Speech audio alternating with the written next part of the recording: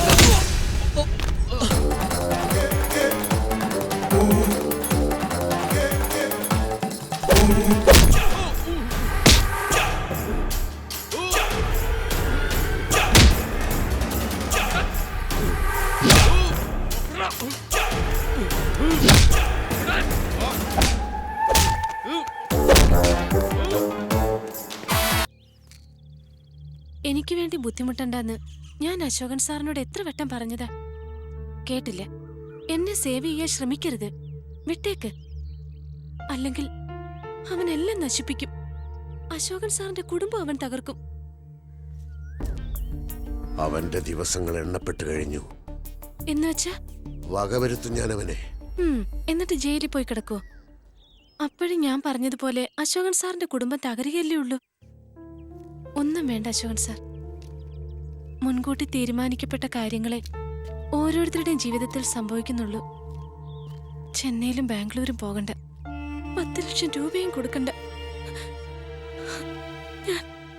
ഞാൻ അവന്റെ ഭാര്യയായിരുന്ന മതി. എന്ത്?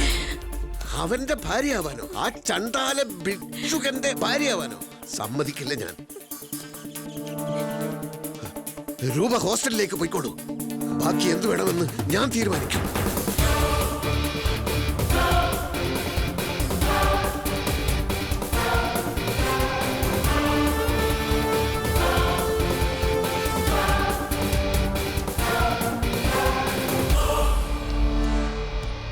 സിസ്റ്റം ഹാങ് ആയെന്ന് തോന്നുന്നു. ഒന്ന് റീസ്റ്റാർട്ട് ചെയ്ത് നോക്കാം.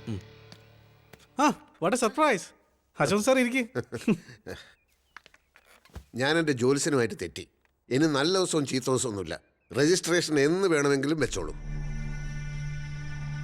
സാർ ആവശ്യപ്പെട്ടത് 2.5 കോടി രൂപയാണല്ലോ. അതറിഞ്ഞ് ബോർഡ് മെമ്പർമാരെല്ലാം വല്ലാതെ വറീഡായിട്ടിരിക്കുക. നിങ്ങൾക്ക് ആ സ്ഥലം വേണ്ടെങ്കിൽ വിട്ടേക്കൂ, ഞാനത് വേറെ വിറ്റോളാം. സാർ 80% തുകയും അഡ്വാൻസായി കൊടുത്തതല്ലേ ഞങ്ങൾ? അതിന് തെളിവില്ലല്ലോ. Earth work നടത്തിയതല്ലേ? ആരോട് ചോദിച്ചിട്ട്? ഒരു കാര്യം ചെയ്യ്, എനിക്ക് അത്യാവശ്യമായിട്ട് 10 ലക്ഷം രൂപ വേണം. ഇന്ന് കിട്ടണം. ബാക്കിയൊക്കെ നമുക്ക് പിന്നീട് സംസാരിക്കാം. ഇങ്ങനൊരവസ്ഥയിൽ സാർ ഇനിയും പൈസ ചോദിക്കുന്ന കാര്യം ഞാൻ എങ്ങനെ ചെയർമാനോട് പറയും? അതൊന്നും എനിക്കറിയണ്ട. എനിക്ക് പൈസ കിട്ടുമോ ഇല്ലയോ? ഞങ്ങൾ തരാനുള്ള ആക്ച്വൽ എമൗണ്ടിന് സാർ രജിസ്റ്റർ ചെയ്ത് തന്നാലേ ഫർദർ പേയ്മെന്റ് കൊടുക്കേണ്ടതുള്ളൂ എന്നാണ് കമ്പനിയുടെ തീരുമാനം. എങ്കിലെല്ലാവരെയും ഞാൻ വെള്ളം കുടിപ്പിക്കും. 10 ലക്ഷം രൂപയ്ക്ക് എന്നെ വിശ്വാസമില്ല അല്ലേ? കാണിച്ചു തരാം.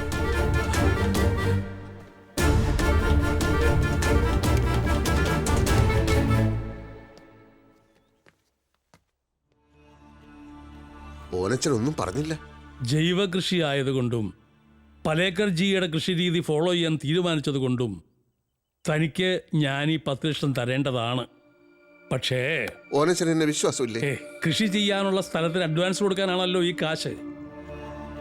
അഡ്വാൻസ് കൊടുത്ത് സ്ഥലം വാങ്ങി നിലമൊരുക്കി വിത്തിട്ട് അത് വളർന്ന് വിളവെടുത്ത് ലാഭം ഉണ്ടാക്കി എപ്പത്താൻ ഈ കാശ് തിരിച്ചു തരും? സ്ഥലം എന്റെ പേരിലായാൽ ഉടൻ ബാങ്കിൽ നിന്ന് ലോൺ എടുക്കാലോ. ലോൺ കിട്ടും, പക്ഷെ ആ പണം താൻ എനിക്ക് തരും എന്നുള്ളത് എന്താ ഉറപ്പ്? ഓനച്ച പണമിടപാടിന്റെ കാര്യത്തിൽ സ്വന്തം അപ്പനെ പോലും വിശ്വസിക്കരുതെന്നാണ് പലേക്കർജി എന്നെ പഠിപ്പിച്ചിരിക്കുന്നത്.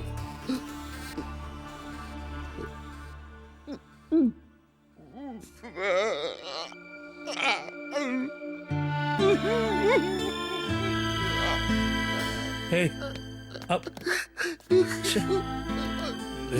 എത്രയും പെട്ടെന്ന് ജൈവകൃഷി തുടങ്ങാൻ പറ്റിയില്ലെങ്കിൽ ബലഭൂയിഷ്ടമായ ആ സ്ഥലം, ആ ഇളം മണ്ണ് എന്നേക്കുമായി കൈവിട്ടു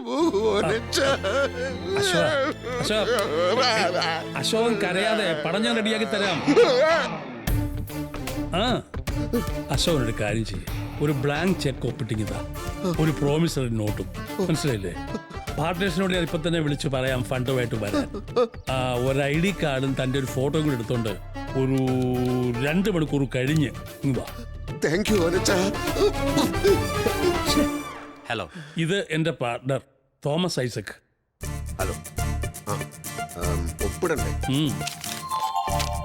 ഇവിടെ ഒപ്പിടും.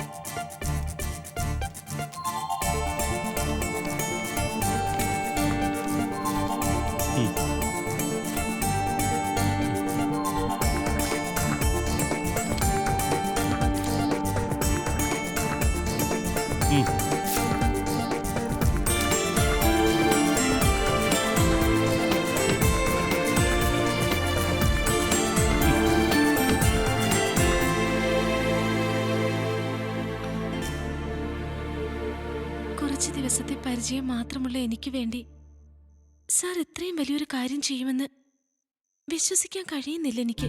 കാലപ്പഴക്കമല്ല ബന്ധത്തിന്റെ ആഴം നിശ്ചയിക്കുന്നത്. ആദ്യം കണ്ടപ്പോൾ തന്നെ എനിക്ക് തോന്നിയത് ഒരു പൂർവ്വജന്മ ബന്ധമാണ്. അത് ഭാര്യയായിരുന്നോ കാമുകയായിരുന്നോ എന്ന് മാത്രമേ തിരിച്ചറിയാതെ ഉള്ളൂ.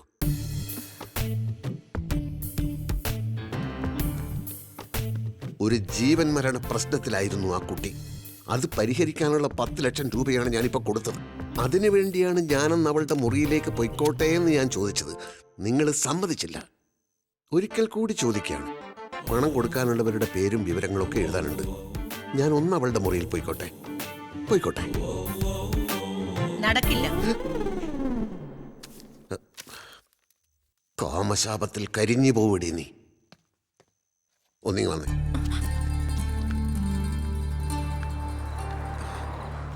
രൂപയ്ക്ക് സന്തോഷായില്ലേ? ടെൻഷനൊക്കെ മാറിയില്ലേ? ഇനിയൊന്ന് റിലാക്സ് ചെയ്യണ്ടേ? ഇത് നമുക്കൊന്ന് ആഘോഷിച്ചാലോ? നമുക്കിവിടെ നിന്ന് മാറിയാലോ? എങ്ങോട്ട്? എന്നെ വിശ്വാസം ഉണ്ടെങ്കിൽ എവിടേക്കും വരാലോ. സാറിനെ അല്ലാതെ ഇനി ഞാൻ ആരെയാ വിശ്വസിക്കേണ്ടത്? എങ്കിൽ ഞാൻ നാളെ വരാം. റെഡി ആയിരുന്നോളൂ. 2 or 3 ദിവസം കോവളത്തെ ഏതെങ്കിലും റിസോർട്ടിൽ